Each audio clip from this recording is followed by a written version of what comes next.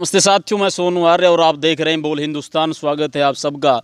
आज उपस्थित हैं आर्य समाज की आर्य समाज की गतिविधियों के अंतर्राष्ट्रीय केंद्र स्वामी इंद्रवेश विद्यापीठ आश्रम टिटोली में। और यहाँ एक बहुत भव्य कार्यक्रम का आयोजन यहाँ किया जा रहा। चतुर्वेद पारण महायज्ञ, चारों वेदों का यज्ञ हर साल निरंतर यहाँ से होता है, आयोजित किया जाता है। आज वहीं उपस्थित हैं और हमसे बात करने के लिए आज यहाँ आर्य समाज से जुड़े हुए कुछ लोग, संगठन के सदस्य यहाँ मौजूद हैं।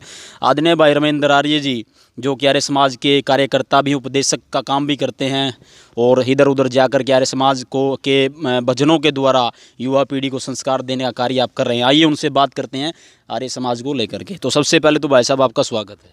नमस्ते जी। अच्छा, सबसे पहला सवाल आपसे यही लेंगे कि आर्य समाज से आप कैसे जुड़े, कब जुड़े और तब से लेकर के वर्तमान तक आपने क्या क्या कार्य किया आर्य समाज की गतिविधियों को आगे बढ़ाने के लिए। ये सबसे पहले तो वैसे तो पूरा तो याद नहीं, लेकिन काफ़ी दिन हो गए, मेरे को 30 साल हो गए लगभग।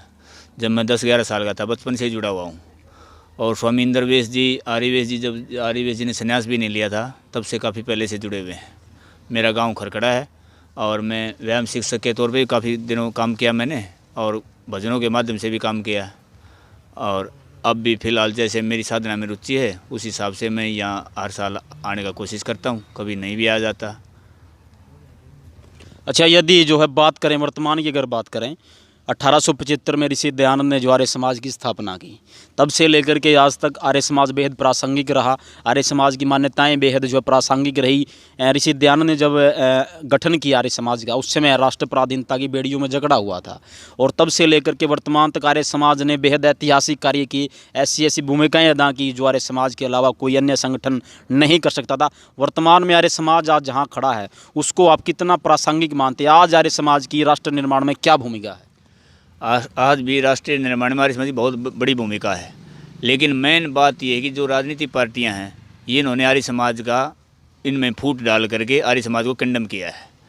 कुछ आदमियों ने कांग्रेस पार्टी की टिकट ली, कुछ बीजेपी की लेके बैठ गए और कुछ उसके चौटाला पार्टी की टिकट ली।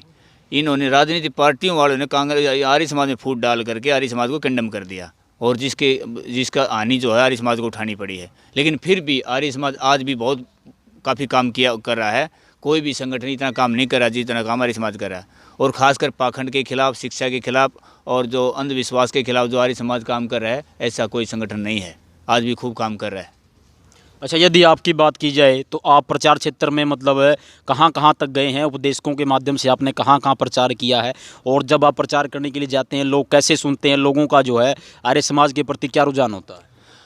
हम लगभग 1996 के बाद से जुड़े हुए हैं और 2000 में महाराष्ट्र, गुजरात, मुंबई आर्य समाज के प्रोग्राम में हम गए हैं।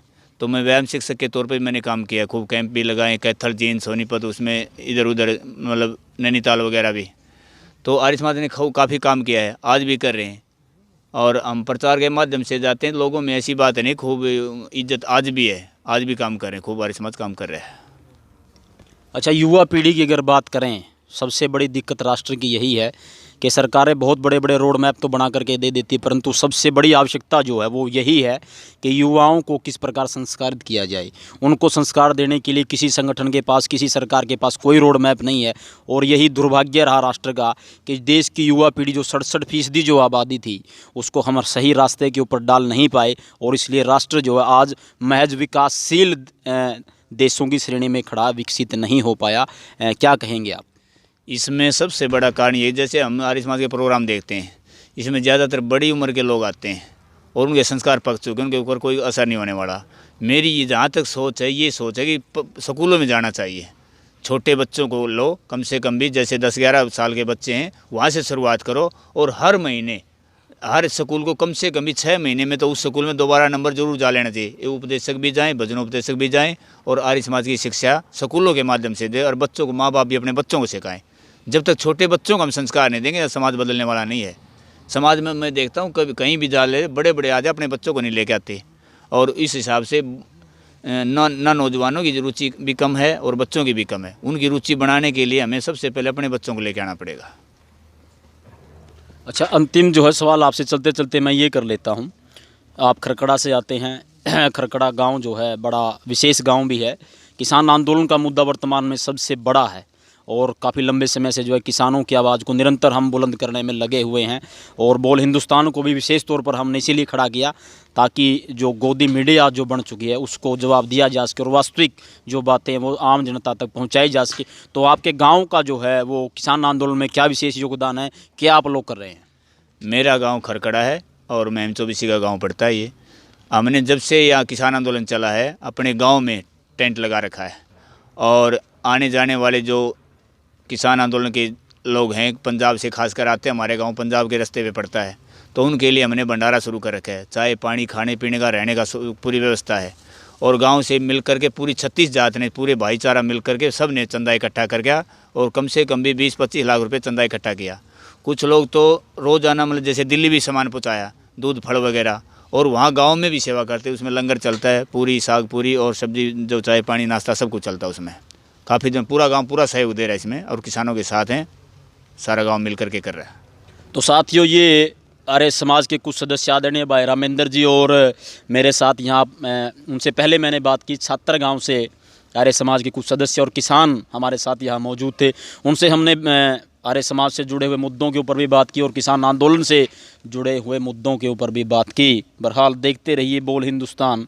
मैं सोनू आर्य, टिटोली। साथियों, ज़्यादा से ज़्यादा हमारे वीडियो को लाइक करें, शेयर करें, कमेंट करें और चैनल को सब्सक्राइब करना ना भूलें। धन्यवाद।